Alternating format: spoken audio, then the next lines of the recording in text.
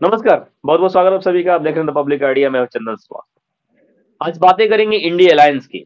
India alliance की 5वीं virtual meeting होती है और इस मीटिंग में किस तरह से बवाल हो जाता है, विस्तार से बात करेंगे। इसके पहले एक निवेदन है कि जो लोग भी इस वीडियो को देख रहे हैं, इसको लाइक करें, शेयर करें, चैनल को सब्सक्राइब करें और बेल आइकन जरूर दबाएं ताकि आगे के सारे नोटिफिकेशन सबसे पहले आप तक पहुंचे।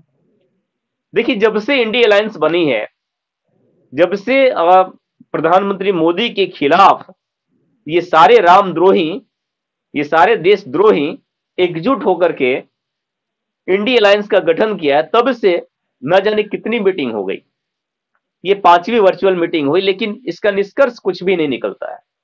निष्कर्ष बस एक ही निकलता है कि झगड़ा हो गया, ये नाखुश हो गए, ये गुस्सा गुस्सा आ गए। ये सारी चीजें होती है।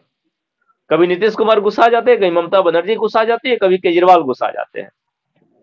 मतलब ये मीटिंग का एक तरह से मीटिंग के बाद का निष्कर्ष होता है कि मीटिंग होने के बाद आपस में एक तरह से मनमुटाव हो जाती है। इंडिया अलायंस का 5वीं जो वर्चुअल मीटिंग हुई, इसमें भी वही देखने को मिला। ममता बनर्जी ने जब जब से कांग्रेस की नो एंट्री कर दी है बंगाल में सीट शेयरिंग को लेकर के, सीट शेयरिंग के मामले में बन ही नहीं रहा है इन लोगों में, कुछ भी निष्कर्ष नहीं आ रहा है। सीट शेयरिंग पर हमेशा मामला फंस जा रहा है। और बंगाल में जब से ममता बनर्जी ने एक तरह से एंट्री पर रोक लगा दी है कि हम बंगाल में कुल 2 ही सीटें देंगे कांग्रेस को, बाकी सीटों पर, बाकी 40 सीटों पर टीएमसी चुनाव लड़ेगी और बाकी जो लेफ्ट है उनका तो कोई स्थान ही नहीं है। तब से कांग्रेस के अधीर रंजन चौधरी ये ममता पर कटाक्ष कर रहे हैं। अधीर रंजन चौधरी ने तो इतना तक कह दिया कि ममता बनर्जी अहंकारी हो गई है। जिससे राजनीति सीखी, जिस सोनिया गांधी से, जिस राजीव गांधी से ममता बनर्जी ने राजनीति सीखी, आज उन्हीं पर वर्चस्व जमा रही है।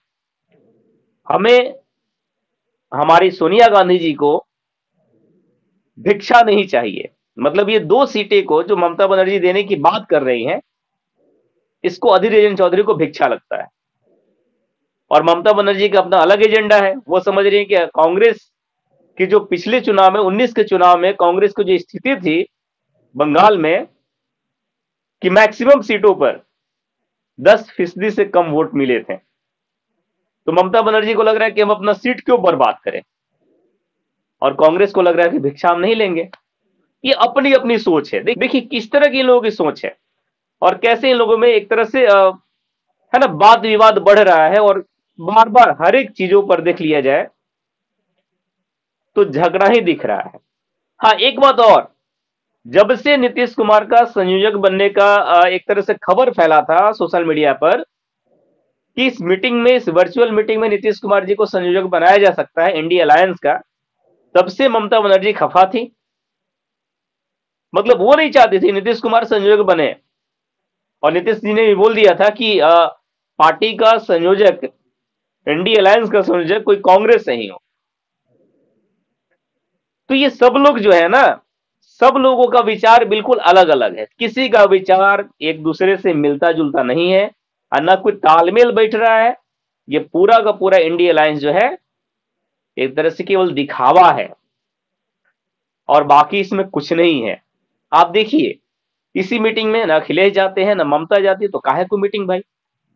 वर्चुअल मीटिंग करनी थी, आपको जानी तो नहीं थी कि समय निकाल करके जाना है, ऑनलाइन मीटिंग हो रही है, इसमें भी आपके पास समय नहीं है। और आप लोग एक पूरा योजना बनाए है कि प्रधानमंत्री मोदी को हरा देंगे। ये किस मन मुटाव के कारण तुम लोग मीटिंग नहीं कर रहे हो? आपस में मन मुटाव बना हुआ है और हराने की बात करते हो उस इंसान की जो कि देश की विकास के प्रति दिन रात अपने आप को समर्पित करता रहा है, जो अपने आप को पूरे देश के प्रति झकझोर दिया है, अपने आप को समर्पण कर दिया है इस देश के, भारत देश के विकास के लिए। क्या यह संभव था क्या पहले? क्या कांग्रेसियों की जो इतने दिन सरकार थी, इतने वर्षों तक, तो जितने बड़े बड़ी चीजें हुई हैं, जितने बड़े बड़े निर्णय लिए गए हैं, उसका कोई कल्पना मात कर सकता था क्या?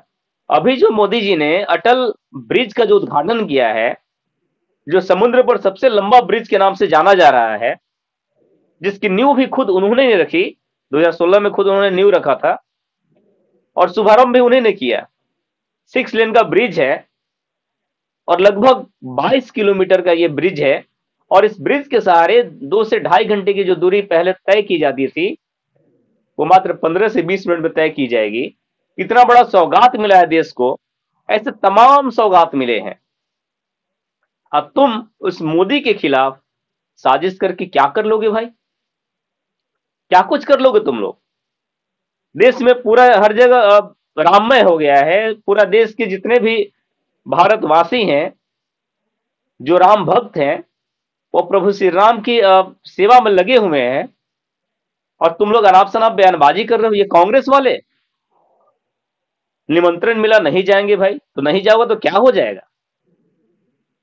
अगर नहीं जाते हो, ये बीजेपी का इवेंट है, आरएसएस का इवेंट है, तो क्या हो जाएगा? क्या कुछ हो जाएगा? कुछ नहीं होगा।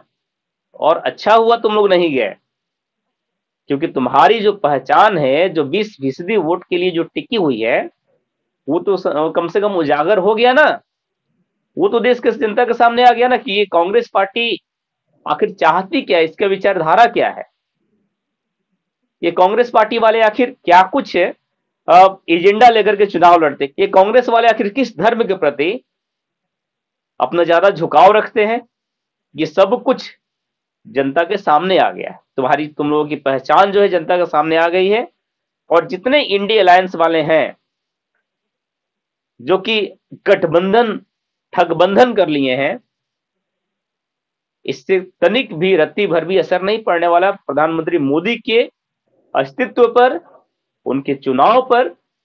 और तुम पिद्दों से क्या होगा, क्योंकि अगले कई वर्षों तक अभी भारत से भाजपा नहीं जाने वाली है। और तुम लोग चाहे जितना भी प्लानिंग कर लो, कुछ भी फायदा नहीं होने वाला है।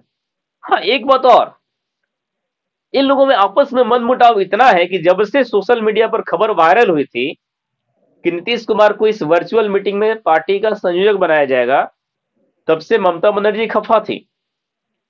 और शायद इसी कारण उन्होंने मीटिंग में पार्टिसिपेट नहीं किया। और नीतीश कुमार ने भी बोल दिया था कि पार्टी का संयोजक जो है कोई कांग्रेस पार्टी से ही हो। तो सबका आइडियोलॉजी, सबकी सोच अलग अलग है। सब लोग अलग अलग विचारधारा से चलने वाले लोग हैं। और ये लोग में एकजुटता कभी हो जाए, ये असंभव है। उधर अधीर रंजन चौधरी जो है अलग ही पनपना रहे हैं भाई। तो पनपना के क्या कर लोगे? अरविंद केजरीवाल जो कि भागता फिर रहा भगौड़ा कहीं का, ये भागता फिर रहा है, ईडी समन पे समन जारी कर रही है। और ये कभी चुनाव प्रचार का बहाना बना करके तो कभी विपासना में चला जाता है, तो कभी ईडी के समन पर ही सवाल उठा देता है।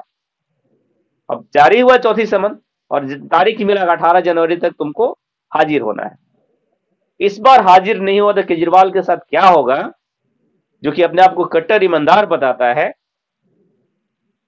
ये शायद केजरीवाल को ही पता नहीं है। और उसके तमाम जो साथी हैं, बहुत तो अभी जेल के अंदर हैं, लेकिन कुछ लोग अभी जो कि ज्यादा फुदक रहे हैं, इन लोगों को ही पता चल जाएगा।